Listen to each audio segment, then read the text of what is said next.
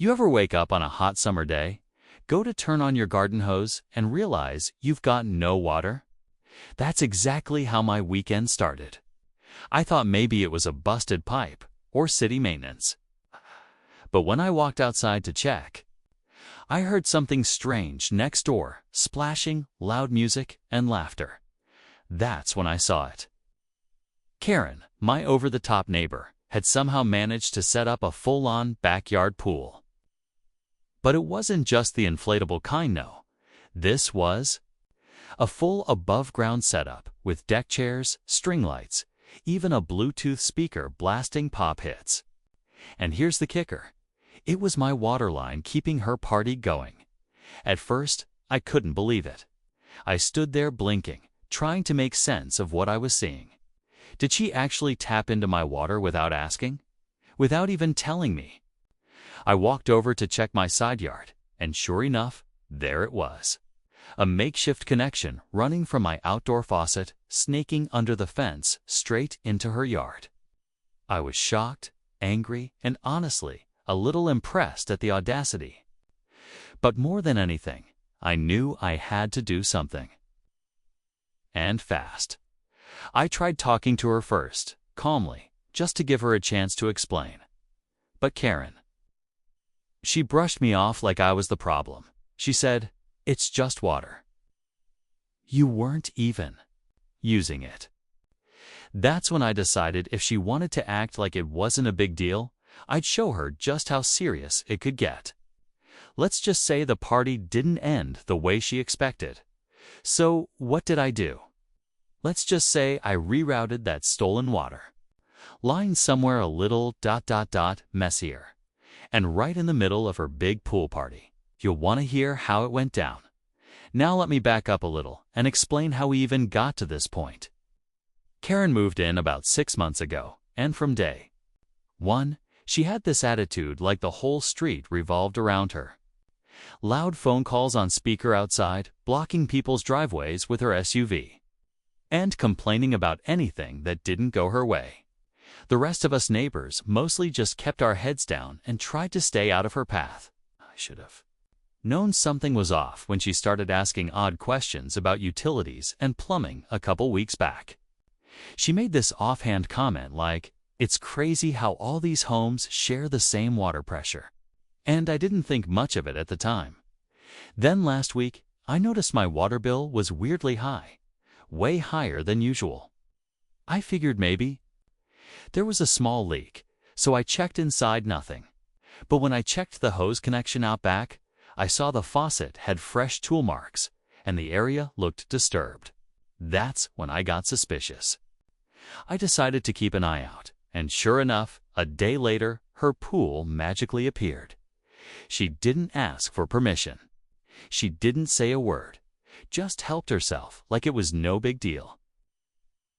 I mean, who does that?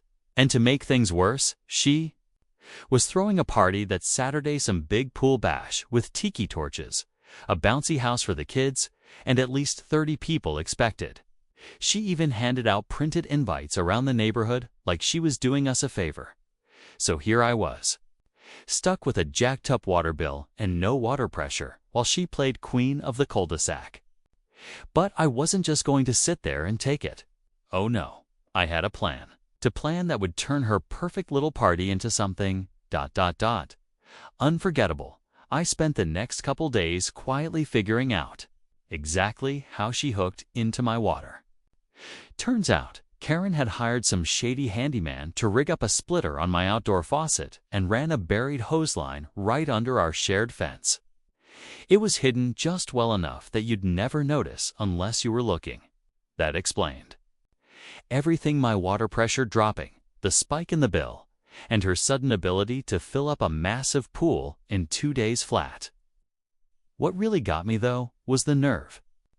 Not just the act itself, but how confident she was that I wouldn't do anything about it. Meanwhile, a few other neighbors started to notice weird things too. Joe, from 3 doors down, said his sprinklers were sputtering. Mrs. Patel mentioned that her shower went cold halfway through more than once this week. That's when it hit me. She might not just be stealing from me, It could be affecting the whole block, but no one wanted to confront her. Karen had that intimidating edge. The kind of person who talks over you until you walk away just to get peace. It's like she thrived on drama. But only when she was the one controlling it. I started documenting everything: photos of the hose line, timestamps of when her pool pump was running, even screen recorded my water meter spinning while everything in my house was turned off. I didn't know yet if I'd need proof for the city or HOA, but I wanted to be ready. Because if there's one thing I've learned dealing with people like Karen, it's that they always try to flip the story when things go sideways. And all the while, her pool party flyers kept popping up on mailboxes, lampposts, even our community Facebook page. The buzz was building. Karen was hyping it like it was the event of the year. But she had no idea what I was planning. No idea that while she was focused on her guest list and playlist, I was focused on just one thing: payback. With a twist, by Saturday morning, the energy on the block felt different. Cars were already lining the street, folding chairs were being dragged into front lawns, and the smell of grilled food drifted through the air. Karen's party setup was in full swing. She had balloons tied to her fence, a DJ speaker thumping bass from the backyard, and people streaming in with coolers and floaties. I watched from my window, sipping my coffee, trying not to let the frustration boil over. My lawn was dry, my flowers were wilting, and my water pressure was still terrible. Meanwhile, she was pumping gallons into her pool like she owned a water park. Around noon, I slipped on some gloves and headed to my side yard. The hose was still running through the fence, feeding her pool pump. I followed it to the connection point I had found earlier, now taped and disguised under a fake potted plant. That's when I started working on the quiet fix I'd planned. I didn't damage anything, didn't cut the line, I just rerouted it. Using a basic valve splitter and a connector I picked up from the hardware store, I redirected the hose away from the faucet and toward the sewage outlet by the side of the house. The line still looked like it was going to the pool, but soon it wouldn't be pumping clean water. I checked everything twice. No leaks, no odd noises. It was all in place. Karen had no clue. From her yard, I could hear her laughing loudly with guests, clinking glasses, calling out instructions like she was running a resort. Kids were jumping into the water, adults were lounging on floaties, and the party was in full swing. I headed back inside, heart racing. The setup was done. Now it was just a matter of time. Minutes, maybe. The line was still pressurized, and once she flipped the pool pump to circulate again, well, things were about to get real interesting. Just as I settled back inside to wait, something I hadn't planned on happened. My phone buzzed. It was a text from Joe down the street. "Hey, weird question. Did your water come back?" Ours just dropped to a trickle again. My stomach dropped. I ran to my kitchen sink and twisted the faucet. Barely a drip. It didn't make sense. The hose had been rerouted. Already Karen wasn't pulling from my line anymore.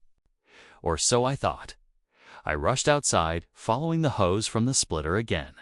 And that's when I noticed another line, one I hadn't seen before. It ran along the back of the fence, buried halfway, and snuck around to the other side of my house. Karen hadn't just stolen water once. She'd rigged a second connection. This one tapped directly into my secondary valve near the irrigation system. It was like a hidden backup plan in case the first one failed. The worst part?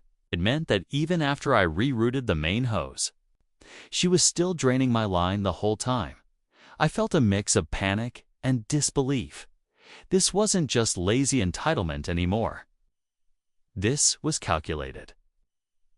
She must have had that extra line installed, knowing the first one might get caught. And now, because of it, the reroute I had done wouldn't trigger the surprise like I planned. Her pool was still being fed from the second hose. That meant the sewage connection wouldn't affect anything unless I acted fast. Meanwhile, the music next door got louder. Someone turned on a bubble machine. People were dancing, drinking, and diving into the pool like it was a luxury resort. Karen stood at the center, arms wide like she owned the whole block. I knew then that I had to make a decision, and quick. I could pull the plug completely, but if I did, I'd need to expose everything, both lines, both thefts. And that would mean stepping into a much bigger storm than I'd originally planned for. My pulse was racing now. I didn't have time to hesitate. I grabbed a wrench and headed straight for the second valve, hidden near my irrigation system. Sure enough, it was wide open, with a freshly attached hose running behind my bushes, snaking toward Karen's yard. My jaw clenched as I tightened the valve shut and yanked the connector loose. Water pressure built up for a second, then hissed to a stop. I followed that up with the final move, redirecting that line, straight into the same drainage pipe the first one now fed. 2 stolen lines, both now aimed right where they'd caused the most chaos, back inside. I waited at my window, eyes locked on her backyard. The pool pump kicked on again, humming louder this time. Then came the moment. People in the pool started shouting. At first, it was confusion. Was the water changing color? Was it something in the filter? Then, it hit them. The smell. One by one, guests scrambled out of the water, slipping, yelling, trying to grab towels or make sense of what was happening. The music stopped. Karen came rushing out from the patio, yelling for people to calm down. But the damage was done, and just when I thought it was all over, the final twist came. A city utility truck rolled up.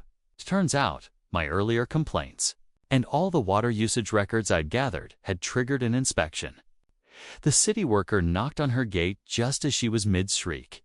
He held a clipboard and a camera. I couldn't hear every word, but I caught enough. Illegal tapping into residential water lines. Fines, possibly worse. Karen's face went pale. Her perfect party was over. Her pool was ruined. But here's the twist that even I didn't see coming when they inspected her yard. They found she'd also rerouted part of another neighbor's connection. 3 homes. Not just me. I didn't need revenge anymore. The truth handled everything. And the best part, my water pressure came back that same evening. The aftermath of Karen's pool disaster was something none of us on the block would forget anytime soon. After the city's inspection, word spread fast. People who had been too nervous to speak up before started coming forward, missing water pressure. Strange utility bills, even someone who had noticed work being done near their outdoor faucet without permission. The city launched a full investigation, and Karen was hit with multiple violations. Not just for unauthorized water usage, but also for tampering with residential utilities across 3 different homes. Her pool was drained, dismantled, and the yard sat empty for weeks after. A quiet reminder of what happens when you take advantage of your neighbors. As for me, I finally got my yard back in order. The flowers bounced back with regular watering, and my bill went back to normal. The best part? I didn't have to keep looking over my shoulder or checking hoses every morning. That tension lifted, and it felt like the whole neighborhood took a deep breath. A few days later, Joe invited me over for a small barbecue to celebrate freedom from Karen's pool tyranny, as he called it. Even Mrs. Patel came by with homemade cookies. It was the first time in months people seemed relaxed around here. Karen, she kept to herself after that. No more flyers. No more block-wide announcements. Just quiet. And that was enough. If there's anything to take away from this, it's that standing up calmly with facts goes a long way. And when someone crosses the line, especially with something as essential as water, it's okay to draw a hard boundary. Just make sure when you do, it's clever, clean, and unforgettable. Because sometimes the best kind of payback is just letting the truth flow straight to the source.